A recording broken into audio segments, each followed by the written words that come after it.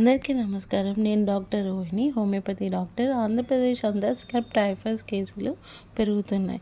ఈ జ్వరాన్ని టైంలో కానీ గుర్తించకపోతే ప్రమాదం ఉంటుంది. స్క్రబ్ టైఫాయిడ్స్ ఎందుకు వస్తుందంటే చిగర్ మైట్ అనే చిన్న పురుగు కుడితే ఓరెంజియా అనే బ్యాక్టీరియా శరీరంలోకి వెళ్తుంది.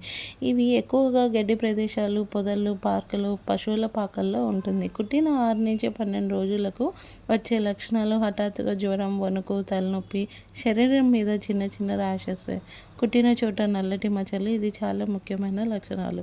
జలుబు, దగ్గు సాధారణంగా ఉండవు. లక్షణాలు వీటిలాగానే ఉంటే వెంటనే డాక్టర్ను సంప్రదించాలి. సింపుల్ ఎలిసా లేదా PCR టెస్ట్తో రోగం కన్ఫర్మ్ అవుతుంది. ఇది అంటువ్యాధి కాదు, మనిషి నుండి మనిషికి పాకదు. ప్రివెన్షన్ చాలా ముఖ్యం. తోట పనులు లేదా పశువుల పాకలో పని చేసినప్పుడు గ్లౌజులు, లెగ్గిన్స్ ధరించండి. పార్కులో నేలపైన కూర్చోవడం, గడ్డి ప్రాంతాలలో జాగ్రత్తగా ఉండండి. స్క్రబ్ టైఫాయిడ్స్కి ఇప్పటి వరకు వ్యాక్సిన్ అనేది లేదు. అందరూ జాగ్రత్తగా ఉండండి. జ్వరాన్ని లైట్గా తీసుకోకండి. ఏ జ్వరమైనా 2 రోజులకి తగ్గకపోతే వెంటనే డాక్టర్ని కన్సల్ట్ అవ్వండి.